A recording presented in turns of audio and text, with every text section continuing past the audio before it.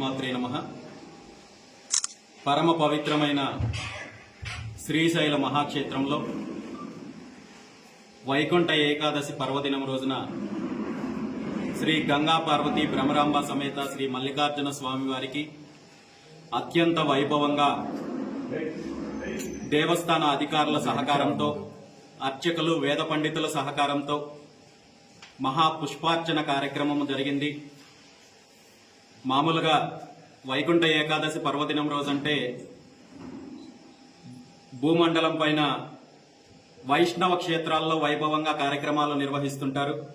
కానీ నిన్న చాలా అరుదుగా వైకుంఠ ఏకాదశి పర్వదినం రోజు శ్రీశైల మహాక్షేత్రంలో స్వామి అమ్మవార్లకి పుష్పార్చన కార్యక్రమం జరగడము చాలా ఆనందంగా ఉంది. ఆ స్వామి అమ్మవార్ల ఆశీస్సులు అందరికీ ఉండాలని, కొత్త సంవత్సరం సందర్భంగా అందరికీ మంచి జరగాలని, సకాలంలో వర్షాలు కురిసి రైతులకు మంచి జరగాలి, యువతకు మంచి జరగాలి, మహిళలకు సౌభాగ్యాలు అందించి ఈ రాష్ట్రము ఈ దేశము అన్ని రకాలుగా అభివృద్ధి చెందాలని చెప్పి లోక కళ్యాణార్థమై జరిగిన ఈ కార్యక్రమంకి మా కుటుంబము ద్వారా చేసే అవకాశము, ఆ అనుగ్రహము స్వామి అమ్మవార్లు కల్పించినందుకు చాలా సంతోషిస్తూ ఈ కార్యక్రమానికి సహకరించిన ఆలయ అధికారులకు, అర్చక బృందానికి, ప్రత్యేకంగా మా మిత్రులు వంశీ గారికి ధన్యవాదాలు తెలియజేస్తూ ఇలాంటి కార్యక్రమాలు రాబోయే రోజుల్లో ఇంకా జరిగే విధంగా స్వామి అమ్మవార్ల అనుగ్రహం ఉండాలని చెప్పి కూడా మనస్ఫూర్తిగా కోరుకుంటున్నాను. సార్, నిన్న తిరుమలలో జరిగిన సంఘటన గురించి మీరు తమరు ఏం చెప్తారు? చాలా దురదృష్టకరమైన సంఘటన. దీని మీద ఇప్పటికే స్పందించడం జరిగింది. తిరుపతిలో వెళ్లి బీసీవై పార్టీ తరఫున క్షతగాత్రులను పరామర్శించి వాళ్ళకి కావాల్సిన సౌకర్యాలు చేయడంతో పాటు ఎవరైతే ఆ ఘటన ద్వారా చనిపోయిన శ్రీవారి భక్తులు వారి కుటుంబానికి ఒక్కొక్కరికి పార్టీ తరఫున 50,000 రూపాయల తక్షణ ఆర్థిక సహాయం కూడా అందించడం జరిగింది. కానీ నిన్న జరిగిన సంఘటన తీసుకున్నట్టయితే ఇది 100% టీటీడీ పాలక మండలి, టీటీడీ యాజమాన్యం, ప్రభుత్వము బాధ్యత తీసుకోవాలి. ఎందుకంటే వైకుంఠ ఏకాదశి పర్వదినం ఈ రోజు కొత్తగా నిర్వహిస్తున్నది కాదు. ప్రతి సంవత్సరము కూడా వైకుంఠ ఏకాదశి కార్యక్రమం జరుగుతుంది, పర్వదినం జరుగుతుంది. దానికి భక్తులు అధిక సంఖ్యలో వస్తారని తెలిసి కూడా దానికి తగ్గట్టుగా ఏర్పాట్లు చేయకపోవడము, కేవలము తిరుమల అంటే పాలక మండలి సభ్యులకు కావచ్చు, అధికారులకు కావచ్చు, ప్రభుత్వానికి కావచ్చు, అధికార పక్షం వాళ్లకు, వాళ్ళ కుటుంబాలకు, వాళ్ళ రెఫర్ చేసే వాళ్ళ ఎవరైతే వీళ్ళకి కావాల్సిన ఏర్పాట్లు, దర్శనాలు, వసతుల మీద ఉన్న శ్రద్ధ సామాన్య భక్తుల పైన పెట్టకపోవడమే దీనికి ప్రధాన కారణము. ఖచ్చితంగా దీనికి బాధ్యత వహించి ఇప్పుడున్న పాలక మండలి పూర్తిగా రద్దు చేయాలని చెప్పి ప్రభుత్వాన్ని, ముఖ్యమంత్రి చంద్రబాబు నాయుడు గారిని కోరుకుంటున్నాను. ఎందుకంటే పాలక మండలి ప్రమాణ స్వీకారం చేసేటప్పుడు ప్రతి ఒక్కరూ కూడా మేము శ్రీవారికి సేవ చేస్తాము, శ్రీవారి భక్తులకు సేవ చేస్తాము, హైందవ ధర్మాన్ని, సనాతన ధర్మాన్ని కాపాడుతామని చెప్పి స్వామివారి పాదాల దగ్గర ప్రమాణం చేసి వీళ్ళు ఒక్కొక్కరు బెంగళూరు, హైదరాబాదు, ఢిల్లీ, ముంబైలో కూర్చొని వ్యాపారాలు చేసుకుని వాళ్ళ వ్యాపారాల కోసము, వాళ్ళ రాజకీయాల కోసము స్వామివారి దర్శనాన్ని ఉపయోగించుకుంటున్నారు తప్ప తిరుమలలో సేవ చేయడానికి కానీ లేదా శ్రీవారి భక్తులకు సేవ చేయడానికి కానీ ఏ ఒక్కరూ లేరనే విషయము నిన్న జరిగిన సంఘటనలో కావచ్చు, అంతకు ముందు జరుగుతున్న సంఘటనల్లో కావచ్చు, వీళ్ళు తీసుకుంటున్న నిర్ణయాలు కావచ్చు స్పష్టంగా తెలియజేస్తున్నాయి. ఇప్పటికైనా ప్రభుత్వం కళ్ళు తెరిచి, ముఖ్యంగా ముఖ్యమంత్రి చంద్రబాబు నాయుడు గారి కళ్ళు తెరిచి తిరుమల విషయంలో రాజకీయాలకు అతీతంగా, వ్యాపారాలకు అతీతంగా చూడాల్సిన అవసరం ఉంది.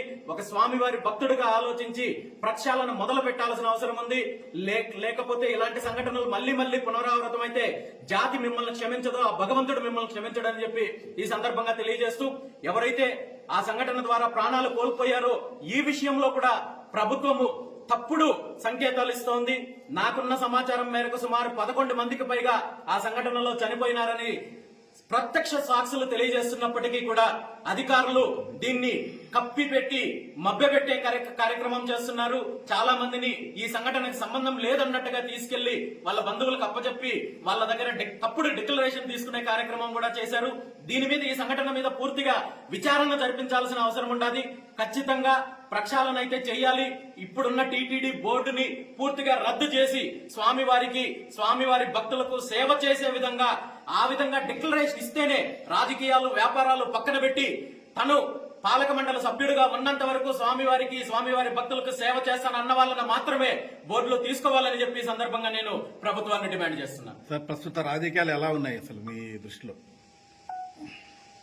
ఈ రాష్ట్రంలో రాజకీయాల్లో అధికారం మారుతుంది, పార్టీలు మారుతారు, నాయకత్వం మారుతుంది తప్ప పరిపాలన మారడం లేదనేది రాష్ట్ర ప్రజలందరికీ తెలిసిన విషయము.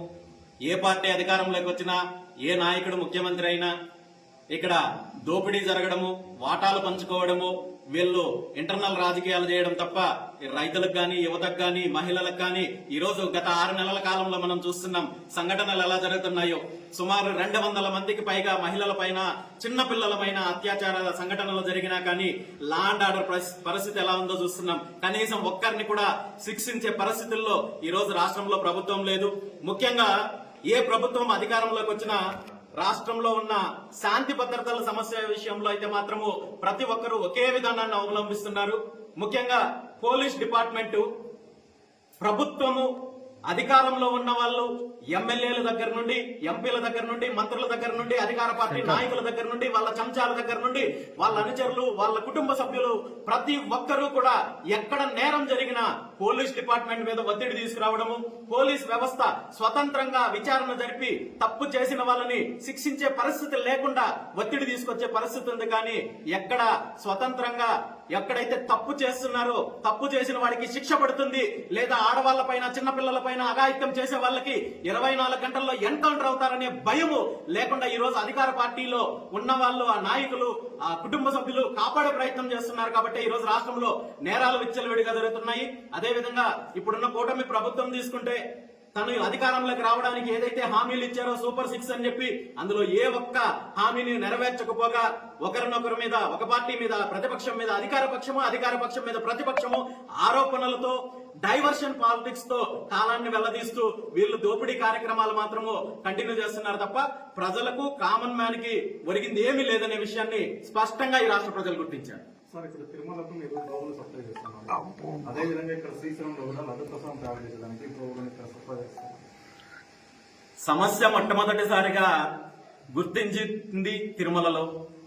ఈ సమస్యని బయట పెట్టింది, అక్కడ జరిగిన అవకతవకల్ని శ్రీవారి ప్రసాదాల్లో, లడ్డూ ప్రసాదాల్లో, లడ్డూలకు ఉపయోగించే నెయ్యిలో కల్తీ జరిగిందని చెప్పి, అపచారం జరిగిందని చెప్పి బయట పెట్టింది వేరే వ్యక్తులు కాదు, సాక్షాత్తు ఈ రాష్ట్ర ముఖ్యమంత్రి గారు బయట పెట్టారు. దాని మీద సుమారు 15-20 రోజుల పాటు అనేక రకాలైన చర్చలు జరిగాయి, వాదోపవాదాలు జరిగాయి. ఇంత జరిగిన తర్వాత దీనికి శాశ్వత పరిష్కారంగా టీటీడీ ఆధ్వర్యంలో సొంతంగా డైరీ ఏర్పాటు చేయాలని చెప్పి నేను పాదయాత్ర చేసి దానికి సంబంధించిన ప్రకటన కూడా చెప్పడం జరిగింది. 1000 గోవులు సమకూర్చడంతో పాటు నేను సొంతంగా ఇవ్వడంతో పాటు 1,00,000 గోవులను ఉచితంగా అందిస్తాను. అదే విధంగా డైరీ మీరు ఒక చోట పెట్టడానికి ఇబ్బందిగా ఉంది అంటే రాష్ట్రంలో ఒక 20 ప్రాంతాల్లోనో 25 ప్రాంతాల్లోనో ఒక్కొక్క చోట ఒక 10,000 గోవులతోటి డైరీ ఏర్పాటు చేస్తే దానికి కావాల్సిన భూమిని కూడా నేను సమకూరుస్తాను. చిత్తూరు జిల్లాలో కావాలనుకుంటే నా సొంత భూమి 22 ఎకరాల మామిడి తోట ఉచితంగా టీటీడీకి అందజేస్తానని చెప్పిన తర్వాత దీనికి శాశ్వత పరిష్కారం చూపించిన తర్వాత కూడా ప్రభుత్వము ఇలాంటి ప్రతిపాదనలను ఏమాత్రం పట్టించుకోకుండా కేవలం వ్యాపార ధోరణితో వాళ్ళు ఒక్కొక్క గవర్నమెంట్, ఇంతకు ముందున్న గవర్నమెంట్ ఒక కంపెనీకి, ఒక డైరీకి కాంట్రాక్ట్ ఇస్తే ఈ గవర్నమెంట్ వచ్చిన తర్వాత ఇంకొక డైరీకి కాంట్రాక్ట్ ఇస్తున్నారు తప్ప అక్కడ శాశ్వత పరిష్కారం కోసం ఆలోచించలేదు. ఖచ్చితంగా దీని మీద పోరాడతాము. అదేవిధంగా రాష్ట్రంలో ఉన్న మిగిలిన దేవాలయాల్లో కూడా ఏవైతే అవకతవకలు జరుగుతున్నాయో వాటి